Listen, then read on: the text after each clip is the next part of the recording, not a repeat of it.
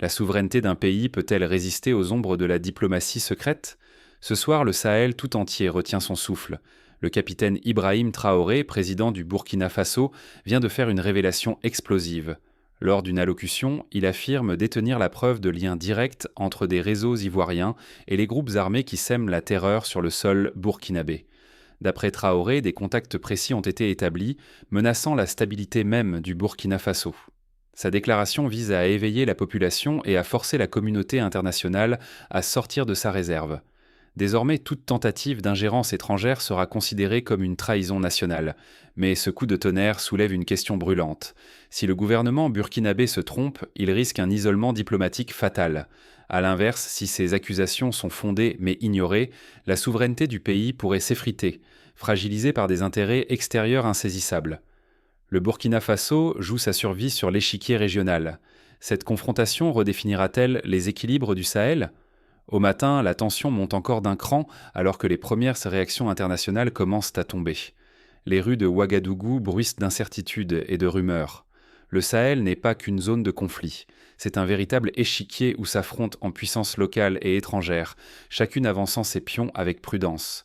Depuis plusieurs années, le Burkina Faso subit des attaques armées répétées, forçant des centaines de milliers de personnes à l'exil.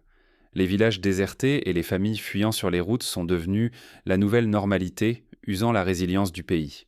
Mais derrière la violence, le jeu se complexifie. Groupes armés, réseaux criminels, djihadistes et acteurs extérieurs s'entrecroisent, tous déterminés à contrôler territoire et ressources. Les enjeux dépassent Ouagadougou. Ils se jouent à l'échelle du Sahel, où se multiplient intérêts et alliances contradictoires. Depuis longtemps pèsent des soupçons de complicité ou de soutien transfrontalier. Les frontières poreuses servent de voies d'approvisionnement, de retraite ou de base arrière. Année après année, ce jeu trouble mine la confiance entre États voisins. Au centre de la tempête, la question brûlante de l'intégrité territoriale. Comment protéger chaque parcelle du pays alors que la menace peut surgir de l'intérieur comme de l'extérieur, parfois avec des complicités cachées? Le défi est immense. Préserver l'unité, affirmer la souveraineté et refuser d'être une simple pièce sur l'échiquier des puissances étrangères. Ignorer ces dynamiques, c'est risquer de perdre toute capacité d'action souveraine. Le débat n'est plus seulement sécuritaire, il devient existentiel pour l'État burkinabé. Mais un événement va soudainement faire monter les tensions d'un cran, car bientôt le président Ibrahim Traoré va briser le silence et pointer du doigt un voisin, déclenchant une crise sans précédent. Quand les vérités éclatent, le choc est immédiat. Ibrahim Traoré ne parle plus à demi-mot. Il accuse frontalement des acteurs étrangers d'ingérence et révèle devant tout le pays les rouages d'une menace contre l'âme burkinabé. Dans son allocution, il nomme les réseaux ivoiriens et décrit des propositions reçues. Fermer les yeux sur des activités hostiles sur le sol national en échange de faveurs ou de pressions voilées. Il évoque des rencontres, des sollicitations, des tentatives de marchandage, toutes, selon lui, rejetées sans hésitation. La crise s'enflamme lorsqu'un événement inédit survient. 6 ressortissants ivoiriens armés sont capturés au Burkina Faso. Accusés de tentatives de déstabilisation, ils seront jugés sur place, promet Traoré, qui exige que la justice reste souveraine et indépendante. À Abidjan, c'est l'électrochoc. Les autorités ivoiriennes réclament des explications, la tension grimpe et la diplomatie régionale s'active. Les médias s'emballent, la communauté internationale s'inquiète d'un engrenage incontrôlable. Traoré, lui, ne cède rien. Pour lui, c'est une question de dignité, de sécurité collective et de respect absolu de la souveraineté nationale. Le Burkina Faso fait désormais face à un choix périlleux, maintenir la fermeté judiciaire, quitte à s'isoler, ou céder sous la pression internationale. L'avenir du pays, sa cohésion et son image régionale sont suspendus à ce bras de fer. L'issue reste incertaine, tout peut basculer, inspiration pour d'autres, ou déflagration régionale. La communauté internationale attend la suite avec fébrilité.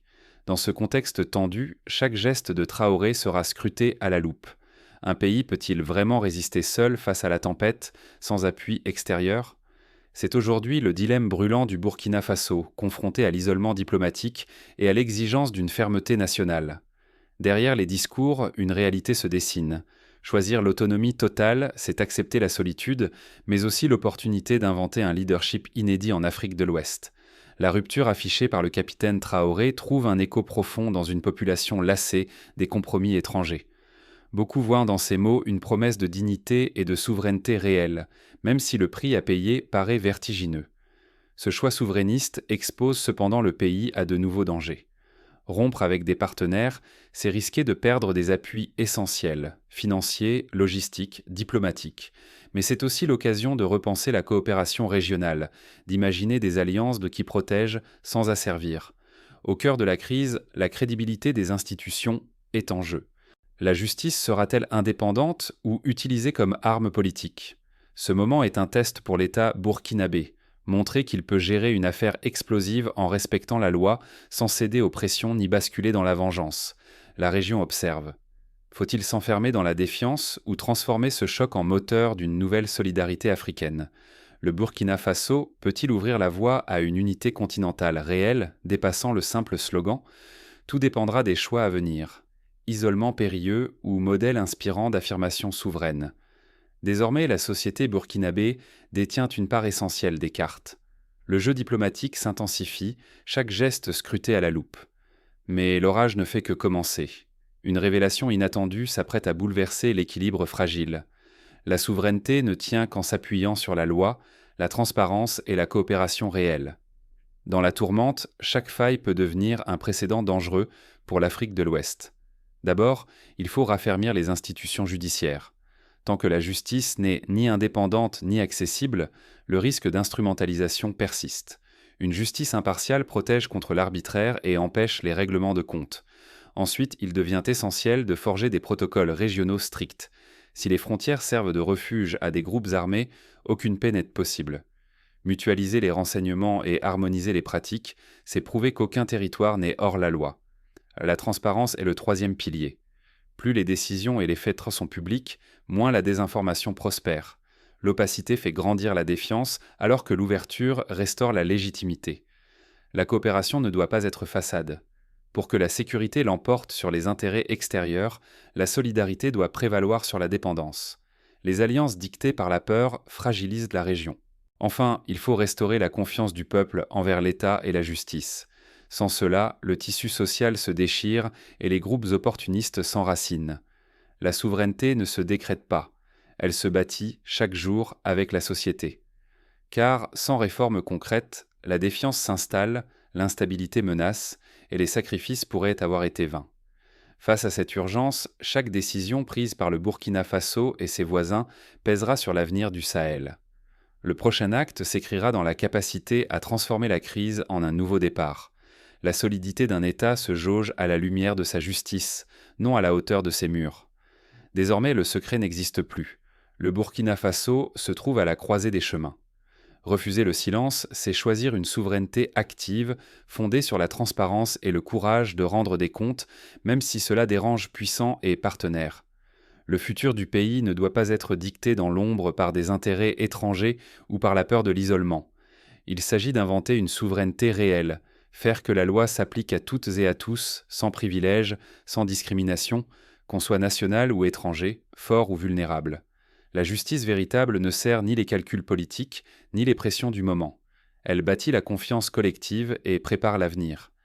Si cette occasion d'instaurer une justice équitable et visible est manquée, le Burkina Faso risque de s'enfermer dans la défiance, la répétition des crises et la perte de sa propre maîtrise. Mais un choix demeure. Ériger le droit en rempart, transformer la coopération régionale en force, prouver que le courage consiste à construire des institutions justes, non à désigner des boucs émissaires. Le Sahel n'a pas besoin de nouveaux secrets, mais de repères solides. L'avenir du Burkina Faso et de la région entière dépend de cette capacité à transformer la crise en un souffle de renouveau. Toute la suite se jouera dans la façon dont la justice sera rendue ici.